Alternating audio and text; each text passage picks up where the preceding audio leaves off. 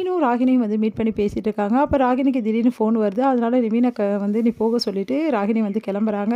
உடனே வந்து நிவினுக்கு சந்தேகமாக இருக்குது. கண்டிப்பாக அவங்க அப்பா பார்க்க தான் இவ போவா அப்படின்னு சொல்லிட்டு பின்னாடியே வந்து பின்தொடர்றாரு நிவின். அவர் நினச்ச மாதிரி ராகினி அவங்க அப்பா வந்து மீட் பண்ணுறாங்க. அப்போ என்னப்பா ஆச்சு அப்படின்னோடனே அந்த காவேரி சும்மாவே இருக்க மாட்டேங்கிறாமா, போயிட்டு வெண்ணிலாவை மீட் பண்ணியிருக்கா, வெண்ணிலாவும் அவகிட்ட எல்லா விஷயத்தையும் சொல்லியிருக்கா, இப்போ போலீஸில் சொல்கிறதா முடிவு பண்ணியிருக்காங்கன்னு. அப்பா என்னப்பா பண்ண போகிறீங்க இப்போனோடனே, இனிமேட்டு அவள் உயிரோடு இருக்கக்கூடாது, அவள் கதையை முடிச்சிடுங்க அப்படின்னு சொல்லிட்டு அங்கே இருக்க ரவுடிஸ் கிட்டலாம் சொல்கிறாங்க.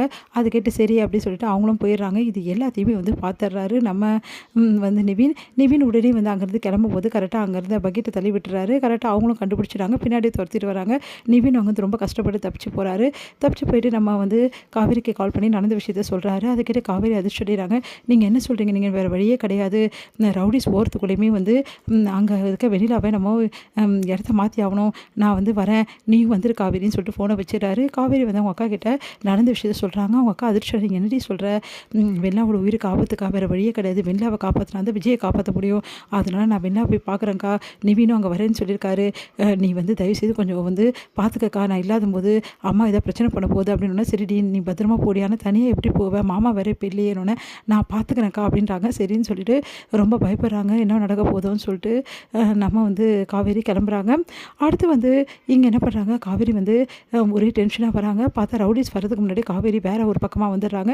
நிவினும் வந்துடுறாரு. நிவின் இப்போ என்ன பண்ணுறது அப்படின்னோடனே, வெண்ணிலா வந்து இப்போ வந்து ஊசி போட்டிருக்கோம், அவங்க கொஞ்சம் வந்து ரொம்ப ஹெவி டோஸ் கொடுத்துருக்கால, கொஞ்சம் மயக்கமாக இருப்பாங்க, கண்ணை அப்புறமா தான் திறப்பாங்க அப்படின்னு சொல்லிட்டு சிஸ்டர் வந்து சொல்கிறாங்க.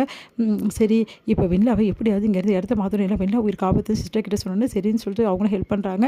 அடுத்து வெண்ணிலாவை வேறு இடத்துக்கு மாற்றுறதுக்காக 2 பேரும் பிளான் பண்ணி என்ன பண்ணுறாங்க, வேறு இடத்துக்கு மாற்றுறதுக்காக போகிறாங்க. அப்போ கரெக்டாக வந்து இப்போ வந்து ரவுடிஸ் வந்து வந்துடுறாங்க. ரவுடிஸ்க்கு வந்து ரொம்ப கஷ்டப்பட்டு வெண்ணிலாவை வந்து கூட்டிகிட்டு போயிடுறாங்க. காவேரியும் நிவினும், ரவுடிஸும் பின்னாடியே ஓடி வராங்க. அடுத்து ரவுடிஸை வந்து எப்படியே ஏமாற்றி 2 பேரும் தப்பிச்சிடுறாங்க. இந்த விஷயம் வந்து பசுபதி தெரிய வருது. பசுபதி அதிர்ச்சி அடைகிறாரு.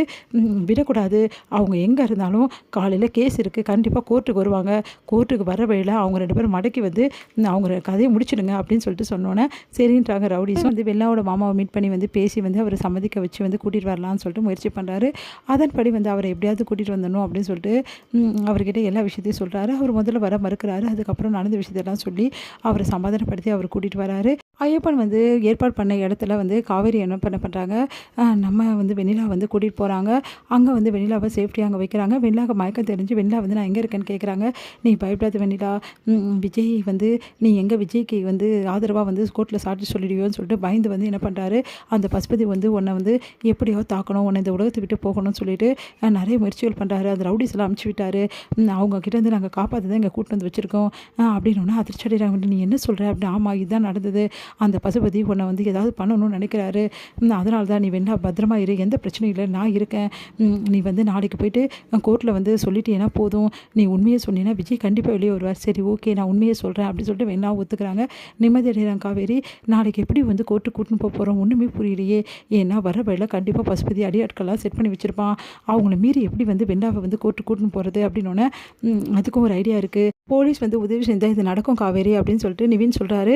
உடனே வந்து நிஜமாக சொல்கிறீங்க, போலீஸ் நம்மளை உதவி செய்வாங்க, கண்டிப்பாக உதவி செய்வாங்க, வெண்ணிலாவை அவங்கக்கிட்ட வந்து ஒப்படைச்சிட்டா போதும், அதுக்கப்புறம் போலீஸ் வந்து உள்ளே கூட்டிகிட்டு போயிடுவாங்க, அப்போ ரவுடிஸ் எல்லாம் போலீஸ்கிட்ட ஒன்றுமே பண்ண முடியாது, இது நடக்குமா நிவின், கண்டிப்பாக போலீஸ் வந்து நம்மளுக்கு ஹெல்ப் பண்ணுவாங்களா, கண்டிப்பாக ஹெல்ப் பண்ணுவாங்க, அதனால் வேறு வழியே கிடையாது, நாளைக்கு முதல்ல நம்ம வெண்ணிலாவை கோர்ட்டுக்கு கூட்டிகிட்டு போவேனா போலீஸ்கிட்ட ஒப்படைச்சிடலாம் அப்படின்னு சொல்லிட்டு முடிவு பண்ணுறாங்க.